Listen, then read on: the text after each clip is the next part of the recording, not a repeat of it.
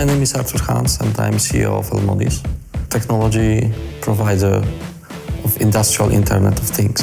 Elmodis provides to customers solution to improve efficiency of their machines based on very complicated technology, but in a very simple way.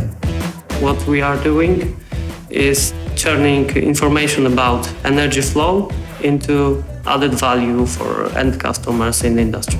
So we are using current and voltage and some other parameters to predict condition of machinery. Our clients at the moment are industrial plants, manufacturing plants, power plants, petrochemical and chemical industry.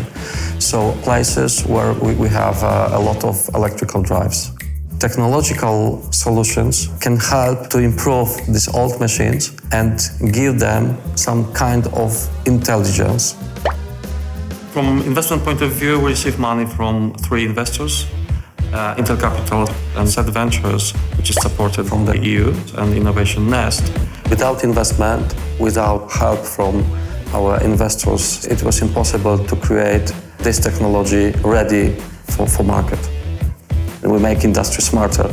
We have the good people, the good idea, and Krakow is a magic place to create this kind of companies.